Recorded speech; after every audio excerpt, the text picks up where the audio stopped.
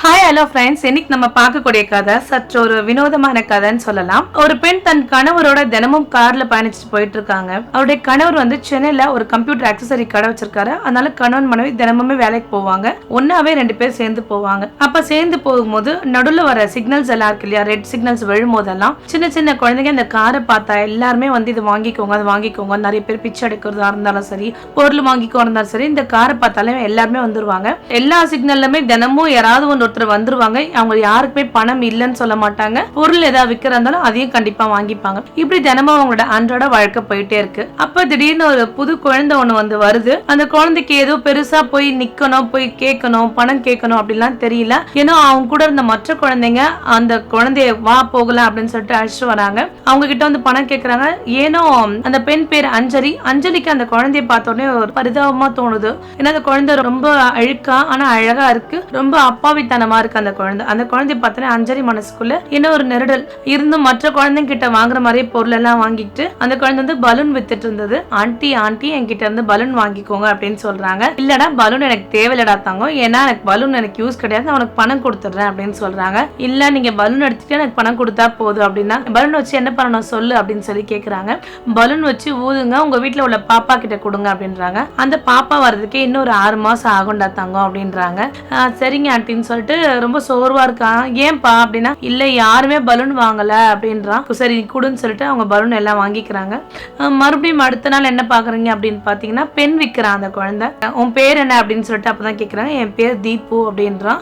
ரொம்ப அமைதியா ஒரு சாஃப்டான கேரக்டரா இருக்கான். அப்படியா, ஏன் தீபு நேத்து பலூன் வித்துட்டு இருந்தா இன்னைக்கு வந்து பெண் விற்கிறியே அப்படின்னு கேட்கும் போது, ஆண்டி பலூன் எல்லாம் உடஞ்சிருதுன்னு சொல்லிட்டு யாரும் வாங்கல, அதனாலதான் இன்னைக்கு பெண் விற்கிறேன் அப்படின்னு. இருந்தும் அஞ்சலிக்கு பெண் அதிகமா தேவைப்படாது. இருந்தாலும் அந்த குழந்தை விற்கிறான்றதுக்காக எல்லா பெண்ணுமே அவ வாங்கிக்கிறா. அந்த குழந்தைக்கு அந்த பெண்ணெல்லாம் வித்துட்டு பணம் எடுத்துட்டு போய் ஒரே சந்தோஷம். அந்த குழந்தை வந்து தினமும் ஒரு பொருள் டிஃப்ரெண்டா விற்கிறாங்க. ஒரு நாள் அந்த குழந்தை பூ வித்துட்டு இருந்தான், ஒரு நாள் வந்து வெத்தலை பாக்கு அந்த மாதிரி வித்துட்டு இருந்தான். சிக்னல்ல வண்டி நினைச்சா கண்டிப்பா அந்த குழந்தை கிட்ட இருந்து வாங்காம போக மாட்டாங்க. இல்ல அந்த குழந்தை எதுவுமே விற்கலனாலும் சரி சும்மாவே பணம் தந்துட்டு போவாங்க.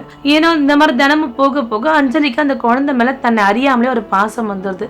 இப்படி அந்த குழந்தை தினமும் ஒரு பொருளை வித்துட்டு வருது. மறுநாள் வந்து அந்த குழந்தை ரோஜா பூ வித்துட்டு இருக்காங்க. இப்போ ரோஜா பூ எல்லாமே வாங்கிக்கிறாங்க. ஏன்னா சின்ன குழந்தையாச்சு அப்படின்னு சொல்லிட்டு இப்படி தினமும் வாங்கிக்கிறாங்க. அந்த குழந்தை மட்டும் இல்லாம எல்லா குழந்தைக்குமே தன்னால ஆன உதவியை செஞ்சுட்டே தான் இருக்காங்க. அப்ப இவங்க பிசினஸ் எல்லாம் நல்லாவே போயிட்டு இருக்கு. திடீர்னு ஒரு நாள் அந்த குழந்தைய காணும். அப்ப அந்த கூட வர மற்ற பிள்ளைங்க கிட்ட கேக்குறாங்க, அஞ்சலி எங்க தீபு காணும் அப்படின்னு சொல்லி கேக்குறாங்க. ஆண்டி உங்களுக்கு தெரியாதானா? இல்லம்மா தெரியாது, என்ன விஷயம் அப்படின்னு சொல்லும் போது, இல்ல தீபுக்கு ஒரு பெரிய ஆக்சிடென்ட் ஆயிடுச்சு அப்படின்னு சொல்றாங்க. அப்படியா, என்ன விஷயம், அப்படி எப்படி ஆச்சுன்னா, எப்படி ஆச்சுன்னு தெரியல, ஆக்சிடென்ட் மட்டும்தான் எங்க வீட்டுல சொன்னாங்க, எனக்கு அது மட்டும் தான் ஆண்டி தெரியும் அப்படின்றாங்க. அப்படியா சரின்னு சொல்லிட்டு என்ன பண்றாங்க, சரி நம்ம தீபு பார்க்கலாமான்னு சொல்லிட்டு நான் கணவர் கிட்ட சொல்றாங்க. ஏன்னா தீபு மேல ஒரு இணைப்புரியாத பாசம் அஞ்சலி கணவர் கிரன்னு சொல்றாங்க. நீங்க போய் பார்த்துட்டு வா அப்படின்னு சொன்னா, சரிங்க நான் போய் பார்த்துட்டு வரேன்னு சொல்றேன். அப்ப அங்க உள்ள ஒரு சேரின்னு சொல்லுவாங்க இல்லையா, அந்த மாதிரி இடமா இருக்கு அந்த குழந்தை வாழ்ற இடம். சரின்னு சொல்லிட்டு போய் பாக்குறா. அஞ்சலிக்கு ரொம்ப நல்லா தெரிஞ்சவங்களா இருக்காங்க. அஞ்சலிக்கு ஒரே அதிர்ச்சி. அவங்கள பார்த்த உடனே ரொம்ப அதிர்ச்சி, ஒரு மாதிரி மயக்கம் வர மாதிரி ஆயிடுச்சு அஞ்சலிக்கு. அவங்கள பார்த்த உடனே யார் இந்த குழந்தை அப்படின்னு சொல்லிட்டு அவங்க கிட்ட போய் கேக்குறாங்க. இந்த குழந்தை எங்கன்னா இந்த மாதிரி அடிபட்டு இருக்கு, பெரிய லாரிக்கார அடிச்சுட்டா அப்படின்னு சொல்றாங்க. கொஞ்சம் குழந்தை உடம்பு முடியாம இருக்கு, அதனால வீட்லயே வச்சுட்டு இருக்காங்க. தீபு யாரு அப்படின்னு சொல்லும் போது தீபு வந்து இந்த மாதிரி தீபக்கோட குழந்தை அப்படின்னு சொல்றாங்க. தீபக்கோட குழந்தையானா அப்ப அஞ்சலி ஒரே தேம்பி அழறா. தலையில அடிச்சு அழறா. ரொம்ப அதித்த அழறா. தீபுக்கும் அஞ்சலிக்கும் என்ன சம்பந்தம்? அஞ்சலியோட அம்மா அப்பா சென்ட்ரல் கவர்மெண்ட்ல ஒர்க் பண்ணிட்டு இருக்காங்க. அப்ப லக்னோல அவங்க அம்மா அப்பா ஒர்க் பண்ணிட்டே இருக்கும் போது என்ன ஆகுது அப்படின்னா, அஞ்சலிக்கும் தீபக்ன்ற ஒருத்தர் கூட காதல் வளருது. ஏன்னா அஞ்சலி அவங்க அம்மா அப்பாட்ட எல்லாம் சொல்றா, நான் தீபக்கை காதலிக்கிறேன் அப்படின்னு சொல்றாங்க. ஆனா தீபக்கை கல்யாணம் பண்ணிலாம் வைக்க முடியாதுன்னு அஞ்சலியோட அம்மா அப்பா தீர்மானமா சொல்றாங்க. ஏன்னா அஞ்சலி அவங்க அம்மா அப்பா பேச்சு கேட்காம தீபக்கை போய் கல்யாணம் பண்ணிக்கிறாங்க. கல்யாணம் பண்ணிட்டு ஒரு ஆண்டுலயே குழந்தை பிறந்தது. ஆனா அஞ்சலிக்கு தீபக் ஏன்டா கல்யாணம் பண்ணணும்னு ஆயிடுச்சு. ஏன்னா தீபக் வந்து ஒரு ரவுடி கும்பல் கிட்ட சுத்திட்டு இருந்தான், ஷூட்டர் மாதிரி இருந்தான். ஏன்னா பல ரவுடிங்களோட சம்பந்தப்பட்டு என்ன பண்றாங்க, கிட்டத்தட்ட 2 வருஷத்துக்குள்ளே தீபக்கும் இறந்துடுறான். அவருக்கு என்ன பண்றது எது பண்றது தெரியாம வேலைக்கு போய் குடும்பத்தை அந்த குழந்தையும் பார்த்துட்டு இருக்கா.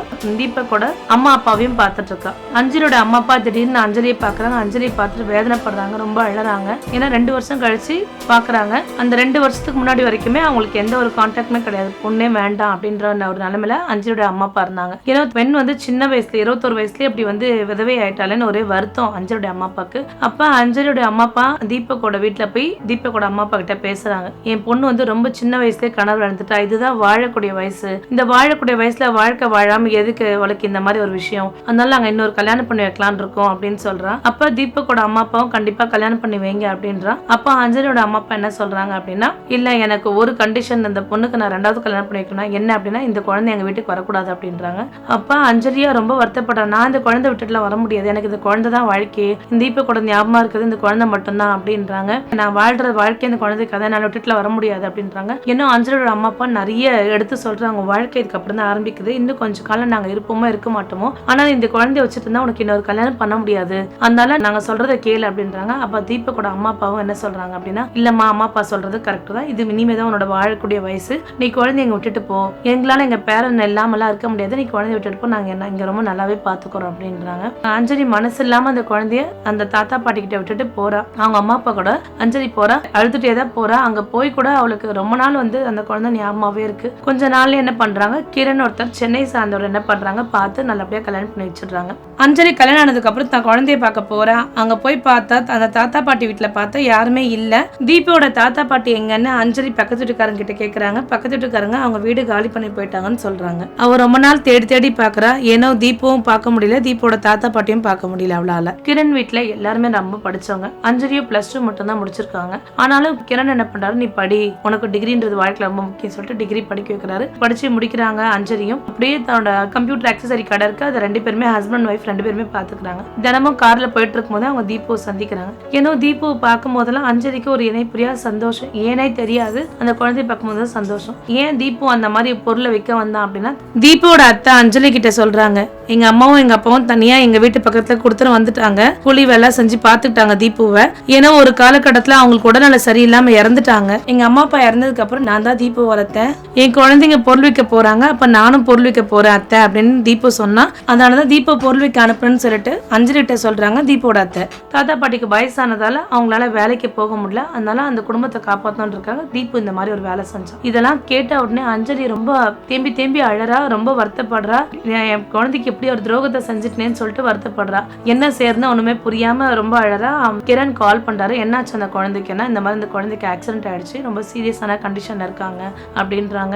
அப்படியா, இப்ப எங்க இருக்காங்கன்னா ஐசியூல இருக்கா, அந்த குழந்தை கோமா ஸ்டேஜ்ல இருக்கான், இப்ப அந்த குழந்தை முழிச்சு பார்த்து பேசினா மட்டும்தான் அவனை காப்பாற்ற முடியும்னு சொல்றாங்கன்னு சொல்லிட்டு உட்காந்து ரொம்ப அழறா. அப்ப கிரண் கேக்குறான், ஏன் ஒரு ரோட்ல பார்த்த குழந்தைக்காக அழற, ஒரு 10,000 15,000 கொடுத்துட்டு நீ வந்துட வேண்டியதான், நீ ஏன் இங்க வெயிட் பண்ற அப்படின்னு சொல்றா. போதும், நம்ம வேலையை பார்க்கணும், இன்னைக்கு நிறைய ஆர்டர்ஸ்லாம் வந்திருக்கு, நம்ம எல்லாம் பேக் பண்ணணும் அப்படின்னு சொல்லிட்டு கூப்பிடுறான். இல்ல நான் தீபோட இருக்கிறது ரொம்ப முக்கியமான விஷயம் அப்படின்னு சொல்றான். இங்க பாரு, நான் சொல்றது கேளு, பணத்தை கொடுத்துட்டு வந்துரு, நம்ம வேலையை பார்க்கலாம், யாரோ ஒருத்தர் பெத்த குழந்தைக்கு நீ அப்படி வருத்தப்படுறன்னு சொல்லிட்டு அது பண்ணிட்டு கோவமா பேசிட்டு கிரண் வைக்கிறாரு. அப்ப அஞ்சலி என்ன சொல்றா, இல்ல என்னால இப்ப வர முடியாதுன்னு சொல்லிட்டு போனை கட் பண்ணிட்டு ரொம்ப அழறா. அந்த குழந்தைக்காக அங்கேயே அந்த ஹாஸ்பிட்டலே கதியா இருக்கா. ஒரு 2-3 நாள் அந்த ஹாஸ்பிட்டலே இருக்கா. கிரண் எவ்வளவோ கால் பண்றாரு. கிரண் கால் பண்ணும்போது ரொம்ப டென்ஷனா என்ன பண்றா, போன் சுவிட்ச் ஆஃபே பண்ணிடுறா. ஒரு 2-3 நாள் ஆகுது கால் பண்றா. 2-3 நாள் வரைக்குமே குழந்தை ஐசியூல இருக்கு, ரொம்ப கிரிட்டிக்கலான ஸ்டேஜ்னு சொல்றாங்க.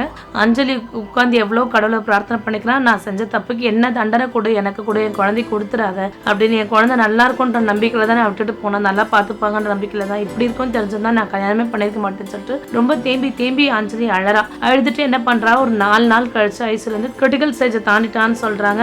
ஆனாலும் இருந்த குழந்தைக்கு பெட் ரெஸ்ட் ரொம்ப முக்கியம் அப்படின்றாங்க. சரின்னு சொல்லிட்டு அந்த குழந்தைய நல்லா பாத்துக்கிறா. கிட்டத்தட்ட ஒரு 10 நாள் கிட்ட ஆகுது. கிரண் எவ்வளவு கால் பண்றாரு, எவ்வளவு ட்ரை பண்றாரு, ரீச் பண்றதுக்கு பண்ணல. அதுக்கப்புறம் என்ன பண்றா, கிரண் கால் பண்றா. ஏன் அஞ்சலி என்ன ஆச்சுன்னு கிரண் ரொம்ப வருத்தப்படுறாரு, வேதனைப்படுறாரு. என்ன ஆச்சுன்னு ஹாஸ்பிட்டல்ல தேடினேன், முன்னால கண்டுபிடிக்க முடியல அப்படின்னு சொல்றாரு. கிரண் கிட்டயும் உண்மையை சொல்ல முடியாம தேம்பி கிரண் என்ன ஆச்சு, எதுவா இருந்தாலும் சொல்லுன்னு சொல்லி தேம்பி அழறா. என்னவோ அவளால பேச முடியல கிரண்கிட்ட. நம்ம கிரண் நல்ல கணவர், நல்லா பாத்துக்கிறாரு, பாசமா இருக்காரு. தான் அப்படி ஒரு தப்ப செஞ்சுன்னு அவரால் ஓப்பனா சொல்லவும் முடியாம ரொம்ப வேதனைப்பட்டு அழறா. சாப்பிட்டியா அஞ்சலி, நீ வேற கன்சீவா இருக்க, கொஞ்சம் நல்லபடியா ஹெல்த் பாத்துக்கணும், நீ நம்ம வீட்டுக்கு வா, கிளம்பி முதல்ல வா, நான் எங்க இருக்கேன்னு சொல்லி நான் கூட்டிட்டு போறேன் அப்படின்றாரு. அவர் சொன்ன உடனே எங்க இந்த குழந்தைய விட்டு நம்ம பிரிஞ்சு போகிற மாதிரி ஆயிடுமோ, இன்னும் நிறைய பேசலாம்னு சொல்லிட்டு காலை கட் பண்ணிட்டு போனை சுவிட்ச் ஆஃப் பண்ணிடுறான். தீபு போய் பாக்குற அந்த 4 நாள் அந்த சுயநனவு தெரிஞ்ச உடனே போய் பாக்குறேன். ஆண்டி நீங்க என்ன பார்க்க வந்துட்டீங்களா அப்படின்னு சொல்லிட்டு தீபு கேட்கிறேன். நான் ஆண்டி இல்லம்மா அம்மான்னு சொல்லிட்டு அந்த குழந்தைய கட்டி பிடிச்சி ரொம்ப அழறான். ஐயோ, நான் செஞ்ச சின்ன தவறால என் குழந்தை இந்த அளவுக்கு பெருசா பாதிக்குதுன்னு சொல்லிட்டு தேம்பி அழறா. அழுதும் என்ன பண்றான், ஒரு தைரியமான முடிவு எடுக்கிறான். இதுக்கப்புறமும் நம்ம வீட்டுக்காட்ட நம்ம சொல்லாம இருக்க முடியாது, நம்ம இதை சொல்லிடணும்னு சொல்லிட்டு என்ன பண்றா, தைரியமா அந்த குழந்தைய கூட்டிட்டு போறா. அந்த தாத்தா பாட்டி எங்களால அந்த குழந்தை இல்லாமல இருக்க முடியாது அப்படின்னு சொல்றான். நீங்களும் எங்க கூடவே வாங்கன்னு சொல்லிட்டு அந்த குழந்தை குழந்தை தீப்போட தாத்தா பாட்டி எல்லாருமே அழைச்சிட்டு அவர் வீட்டுக்கு போறா. கிரண் வீட்டுக்கு போறா. கிரண் ஏன் இவங்களெல்லாம் கூட்டிட்டு வந்திருக்க அப்படின்னு சொல்றான். அப்படின்னு அப்ப கிரண் கிட்ட இதுக்கப்புறமா என்னால மறைக்க முடியாது, நான் என் வாழ்க்கையில எவ்வளவு பெரிய தப்பு செஞ்சுட்டேன்னு சொல்லிட்டு ஓன் காலில் விழுந்து மன்னிப்பு கேட்கிறா கிரண் கிட்ட. கிரண் கொஞ்சம் ஒரு மாதிரி ஸ்டன் ஆயிடுறாரு. இவ்வளவு வாழ்க்கை நடந்திருக்கா அப்படின்னு சொல்லிட்டு ஒரு மாதிரி ஸ்டன் ஆயிடுறாரு, வருத்தப்படுறாரு. நம்ம பாசமான மனைவி நம்ம கிட்ட இவ்வளவு விஷயம் மறைச்சிருக்காங்களா, நம்ம எல்லாமே நம்ம விட்ட மறைக்காம இருந்தோமே, மனைவில மறைச்சிருக்காள அப்படின்னு சொல்றா. இருந்தும் அஞ்சலியோட சூழ்நிலை புரிஞ்சு அவங்கள எல்லாம் ஏத்துக்கிறாரு. சரி இதுதான் வாழ்க்கைன்னு ஆயிடுச்சு, சரி வாங்க இருந்துட்டு போட்டோம், ஒன்றும் பிரச்சனை கிடையாது அப்படின்னு சொல்லிட்டு அவங்க எல்லாருமே இருக்க சொல்றாரு.